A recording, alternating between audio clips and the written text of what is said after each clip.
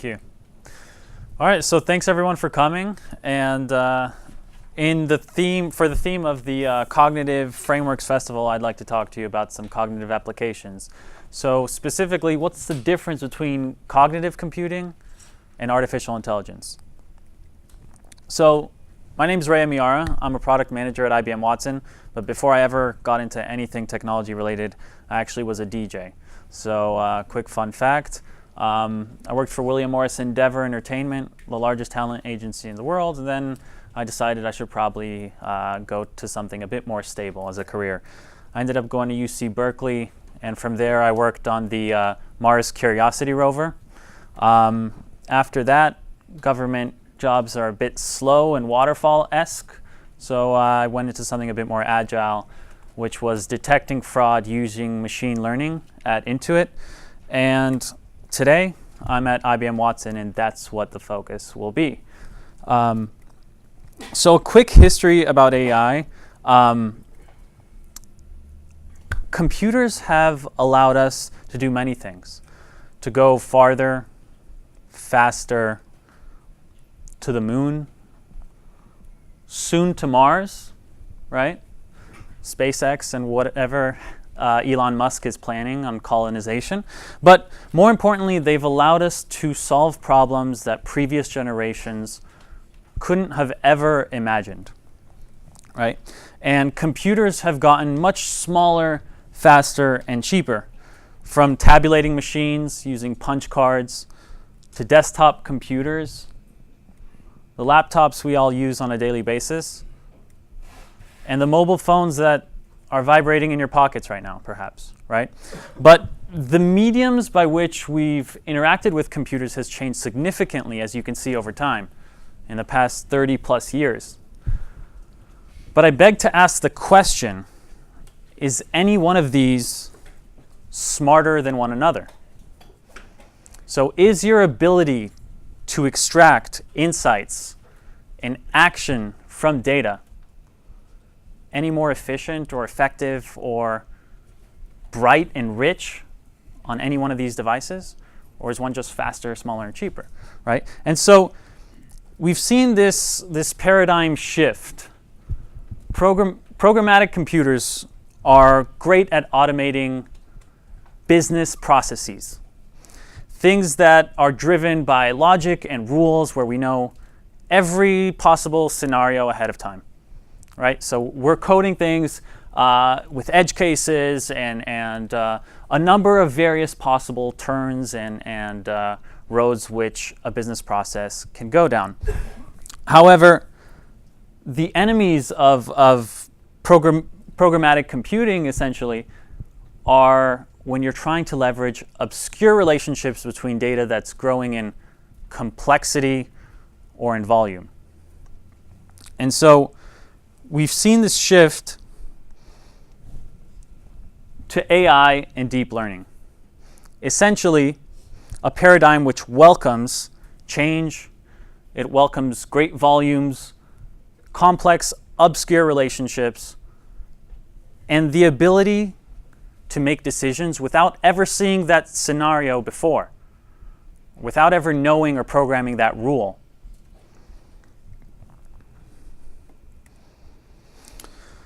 So just to define some common banter with AI, what is artificial intelligence? It's the ability for a machine to think, act, and behave essentially like a human being. So the field of machine learning is essentially algorithms that will go ahead, parse, analyze, understand, and allow you to make predictions. And then furthermore, deep learning is the ability to, in an unsupervised or semi-supervised fashion, continue to iterate and improve on those algorithms. So these are not nearly a fraction of the subset of milestones in AI, but I want to illustrate to you that although it's a hot research topic, it's a hot topic right now, you hear AI everywhere, it actually started a bit ago. First project being at AI at Dartmouth. In the height of the Cold War, there was actually a need for translating English to Russian and Russian to English, and IBM partnered up with Georgetown to make that happen. In the 1970s, researchers were actually implementing very micro-domain AI tasks, such as building pyramids, and then furthermore, making them more genericized, or using an existing AI microdomain to implement and scale out to further domains in that area. Now, in the 21st century, we've seen this immense breakthrough in AI, in what I'll show in a little bit, that some of you may be very familiar with. Some of you have probably called it very creepy in many ways. But why in the 21st century has this AI boom actually happened? Ubiquitous connectivity. So there are over 1.2 million lines of code in a smartphone, over 80,000 in a pacemaker, 100 million in a car, probably more in a Tesla, and 5 million in your microwave. So this connectivity has spawned what's been called the API economy, and it's really given birth to leveraging and harnessing data. Now, some examples of AI today is being able to use deep learning to come up with headlines for articles without a human intervening at all, or setting smart pricing for your Airbnb, being able to understand natural language, to tell you who's in your Facebook photos. So we're talking pixel by pixel identification, and being able to massage and obscure the different angles which you take photos in and identify them with a person. Self-driving cars, something that's on the rise, and being able to predict the inventory for various stores, saving companies lots of money. So people across the board are talking about AI. CEO of Google, Facebook, IBM, everybody is making a huge investment in artificial intelligence, and for good reason. So moving on to cognitive. In traditional AI, humans aren't part of the equation. Cognitive computing is really about leveraging the collaboration between man and machine. So we sometimes don't even think about how we think, right? We wonder what causes you to have a new idea or to take a particular perspective on a situation. And while these are seemingly trivial tasks for us, it's very difficult to have a computer assess in the same manner. So cognitive computing is about amplifying and elevating human cognition. So it's working together to present the right information at the right time, in the right way, that allows you to think about better ideas, new perspectives that you wouldn't have thought about otherwise.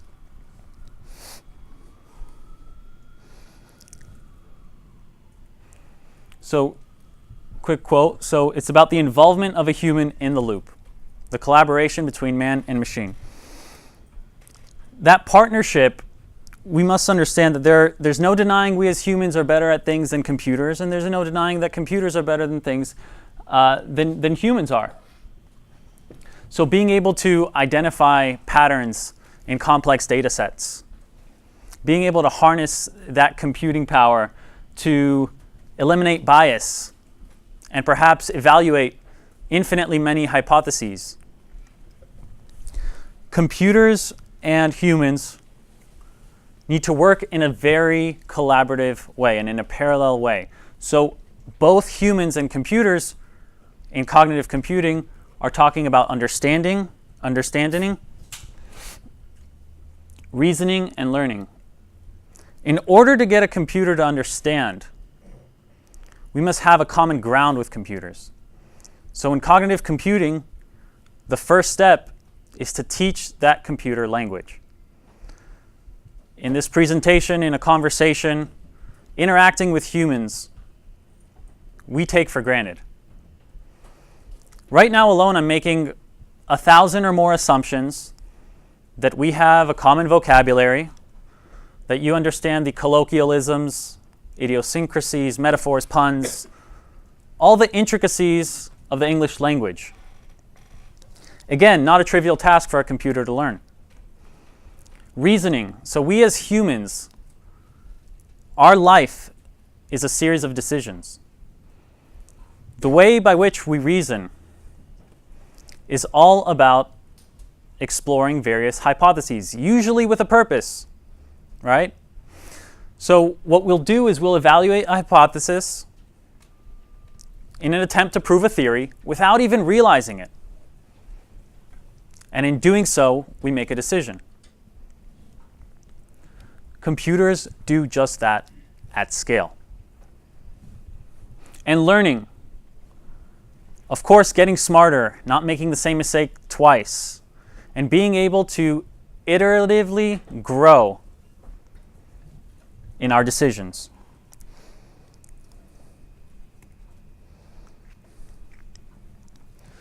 So the groundworks of cognitive computers, the founding, what they're based on, their intellect, is based on data. So where's that data coming from? We saw the birth of IoT in the 21st century, the ubiquitous connectivity of devices. But data is being created every day, every hour, really every tweet we put out there. And 80% of data in the world is largely unstructured.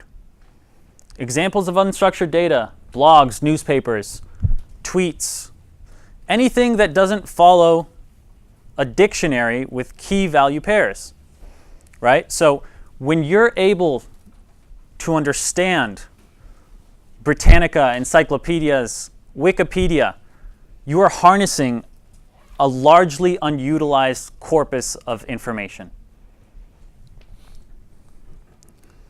So being able to harness unstructured data is really the goal of understanding language.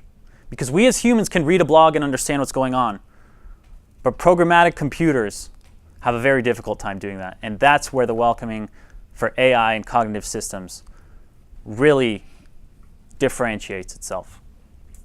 So being able to, again, reason at scale, facilitate, amplify that human cognition by gathering results, and facilitating discovery and decision-making that we as humans alone couldn't possibly come by. Again, harnessing that computation, that parallel processing power, and being able to really evaluate infinitely many hypotheses.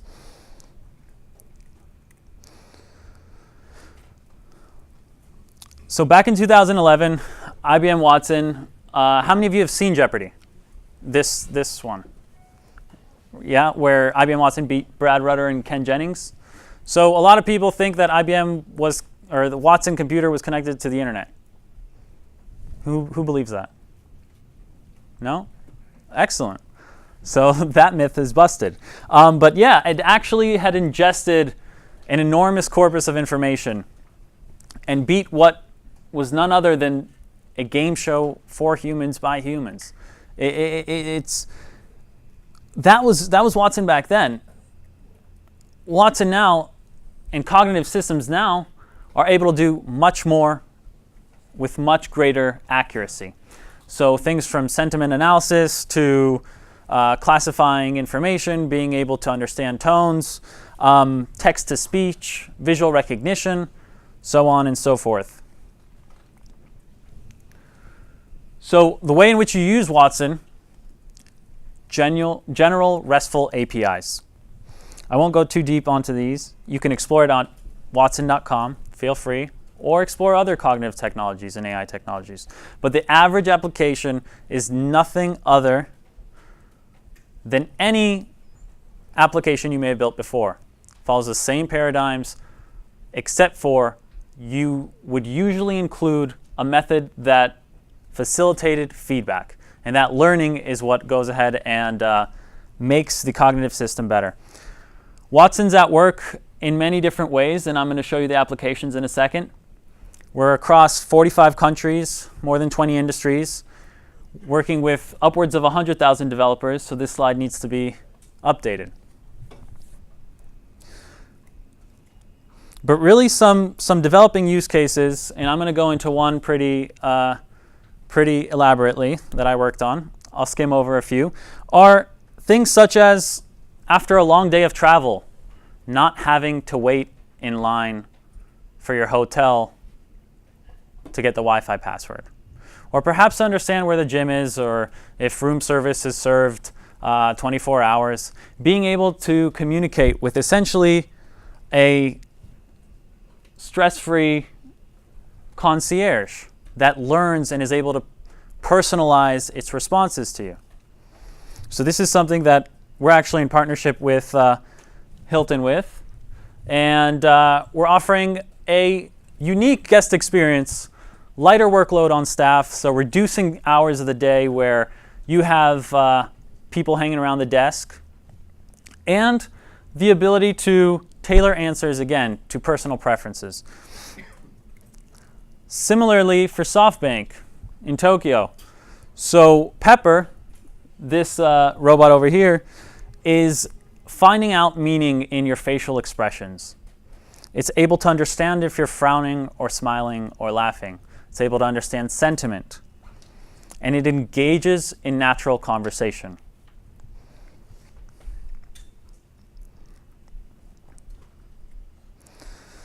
And what about Watson Virtual Agent? So how many of you have been on hold for way too long, trying to see if your phone is upgrade eligible, or perhaps understand why there is something specific on your bill that you didn't ask for, right? So being able to converse in natural language with a computer alleviates the need to listen to a terrible elevator music for 45 minutes. But really the natural language understanding, and again, it's going back to the assumptions or what we take for granted, the sentiment in what we're saying, being able to extract entities and identify what the actual subject matter of the utterances are, is a novel task that could only be done by a cognitive system. And this year alone, unfortunately, there will be upwards of 2 million people diagnosed with just breast cancer. And in the last 20 years, the number of therapies available have gone upwards from 40 to 800. Watson is right now working with Memorial Sloan Kettering on ingesting electronic medical records to be able to help diagnose a patient, especially when we're talking about something fatal. So being able to scale this out to perhaps third world countries where a doctor never sees the same patient more than once.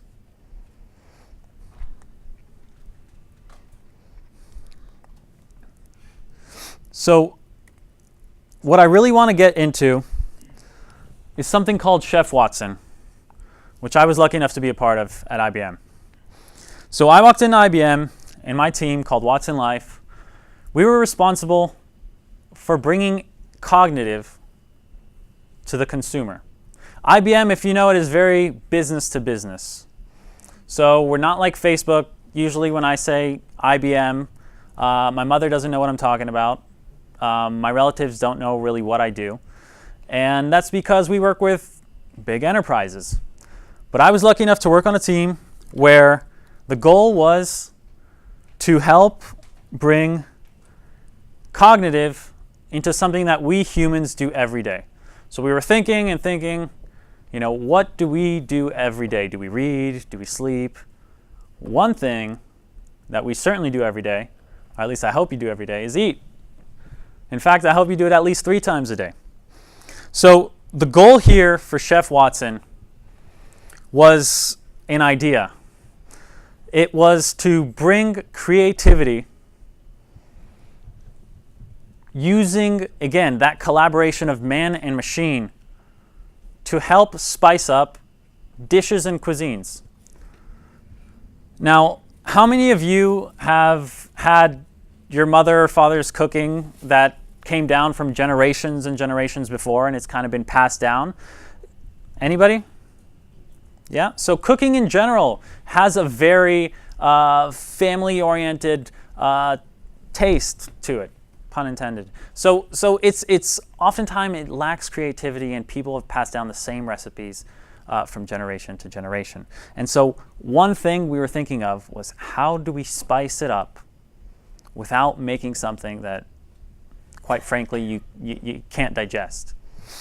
So we partnered up with the Institute of Culinary Education, and what we did is we ingested over 30,000 recipes. We worked with Bon Appetit. Are any of you familiar with Bon Appetit? Largest food recipe database blog out there in the world. We worked with real chefs, and we were ingesting things that were, again, trivial to the average human. What makes a hamburger a hamburger? Is it the buns? The patty? Does it need to be necessarily meat? What about lettuce wrap? Is that a hamburger? What makes Mediterranean Mediterranean? So these sorts of definitions, again, we take for granted. We order a hamburger from Shake Shack. We take that as a hamburger. We accept it. And so this is something that we had to train Watson on. We had to understand what it meant to cook, what it meant to peel a banana when a recipe says throw in half a banana into a recipe. We had to understand that there's texture that plays a role in cooking and constructing recipes. So one thing that was really interesting was that we were able to break down ingredients into their chemical compositions. And again, a few slides ago, I said that one thing that computers excel at, cognitive systems specifically, is identifying unique patterns in complex data sets. So if you break down every ingredient in the world into its chemical composition, you might not think jalapenos and chocolate are extremely complementary. Or you might not think that chicken and apple are perfect, have a perfect synergy to them. So what we're able to do is build an application where you type in an ingredient, a dish, a cuisine, style of cooking, and what Watson is able to do is parse through that enormous amount of data. So all those recipes from Bon Appetit, all the feedback we got from these chefs, Michelin star chefs and restaurants that we worked with at the Institute of Culinary Education, and the chemical compositions of these ingredients, and come up with synergies that are creative and recipes that are novel. You can't find them in any cookbook or on any blog. And lucky enough for me, the one thing that my boss said after we had 3 billion impressions, articles in TechCrunch and Wall Street Journal and New York Times and so on and so forth, they came up to us and said, all right, well, what about cocktails? And we spent the next few months getting drunk. No, but in all seriousness, so with IBM Watson Twist, another free application that you can mess around with, you eliminate the aspect of texture, and the creativity becomes exponentially greater. So here's a quick diagram of what we actually created, a dish learner. So being able to ingest those 35,000 food rules, the various Bon Appetit recipes, and come up with an idea for what dishes can be created.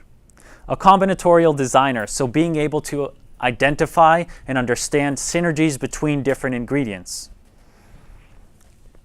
The cognitive assessor, so that's being able to assess those ingredients and the origins of the different types of cuisines which you may choose to select, whether it's Greek or Asian or barbecue. And the dynamic planner, which is actually in real time creating that novel recipe, step by step. So here's a quick snapshot of some of the food pairings that came of our Watson classifications and pattern recognitions. And here are a few shots to make you hungry. But aside from just making cooking more creative, more delicious, what about reducing 1.3 billion tons of food waste a year? Being able to package smarter, manage supplies and portion sizes better, and not leave food unsold or unutilized. So I know I'm kind of running out of some time. I do really want to show you a quick demo, but let's see if I can mirror my display here.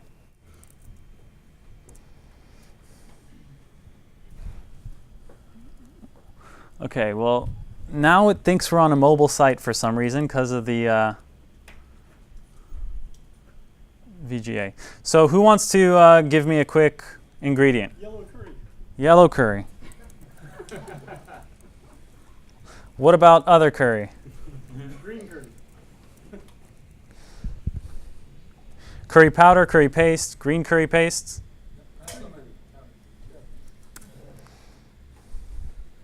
Okay, so excuse the mobile form factor here, but these are some synergies.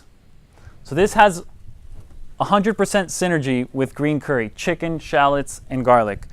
I personally am not a fan of garlic, so I'm going to X that out. So here are some other things. Now, how many of you thought green curry and cocoa go together? Now, that could be interesting. Let's go ahead and check out the recipe that Watson created.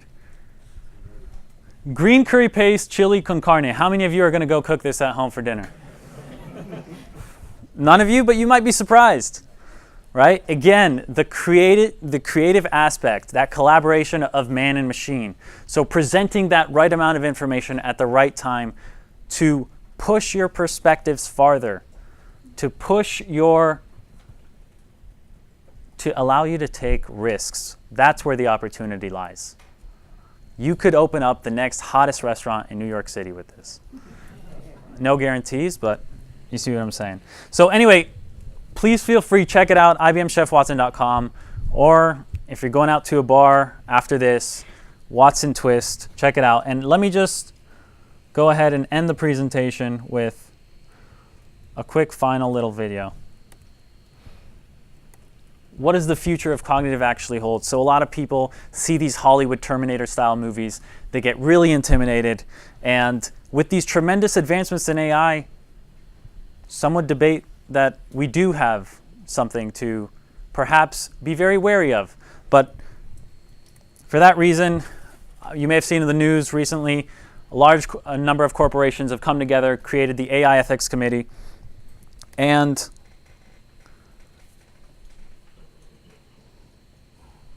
whoops.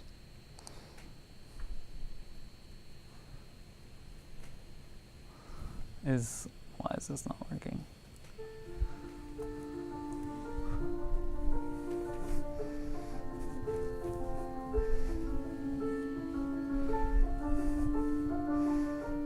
This is the old UI.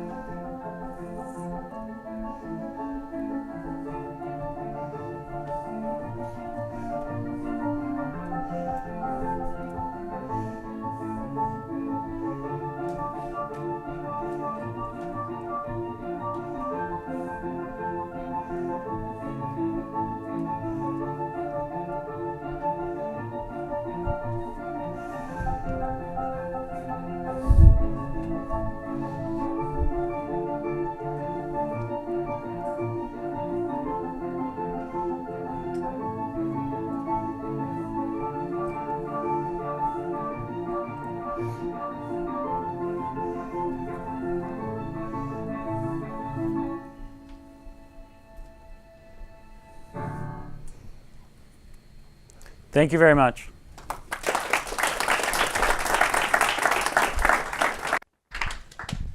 So we're going to bring you mic for the questions. Sure. Hi.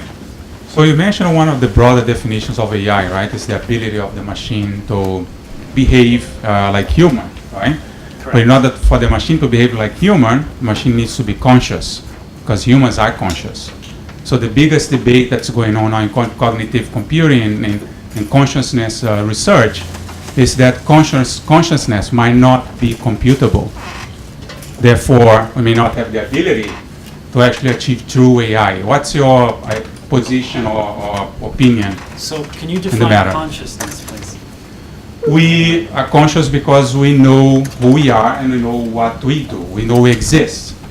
The machine doesn't know it exists. Being self-aware. That's a very interesting topic, and I can understand why it's a hot research debate. Do I believe that AI will become self-aware? I think we have the potential to. I don't know much about that conversation, but I would love to take it offline and learn more. Yeah, but that's a great question. Does anybody have any comments about that? It's a big philosophical debate for the last 50 years. It basically boils down into, sorry, Mike. There's the main debate.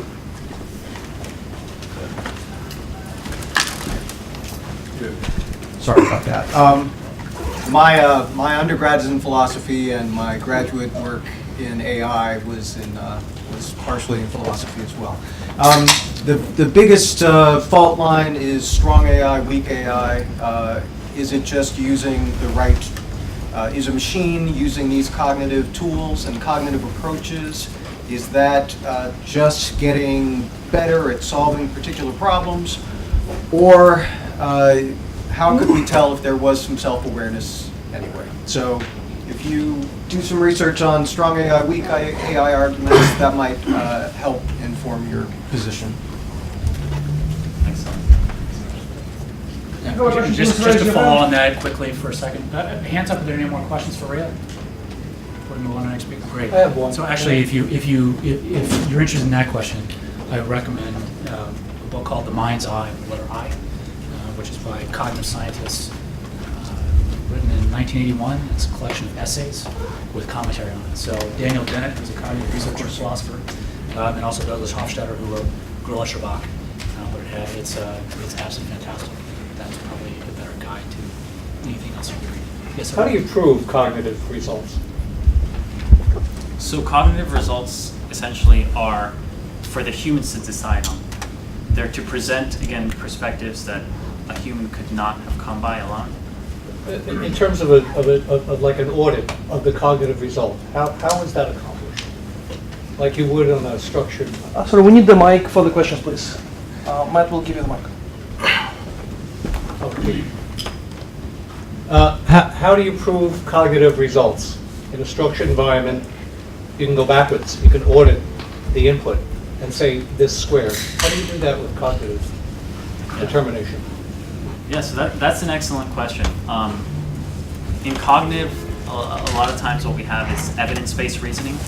So you'll be able to understand, in the example of Memorial Sloan Kettering, when a doctor is viewing suggestions by Watson, the information that they're getting can be from a medical journal or a tweet, right? So obviously the heuristic is balancing out and weighting the accredited source of information much stronger. So the evidence-based reasoning is what really kind of grounds the definition of cognitive, and being able to go back and understand where probabilities came from, what sources of information came, where the works of the predictions made by the system are usually how we go about and understand why the computer suggested what it did. And in the form of Chef Watson, what we're able to do with every recipe and every synergy is go back to the recipe that it was derived from, go back to the source of information, whether it was Bon Appetit or definition provided by a chef, or even chemical composition of ingredients, and actually see why various pieces of information were presented to us, and various reasonings. So usually in terms of confidence. You taste it, We taste it too. and you see if it's any good. So the beauty is in the eye of the beholder, right? So the quality of the food is what we taste, but the reasons why it was presented to us were all factual and based on that founding of data. Great. Let's all thank Reah. So we can move on to our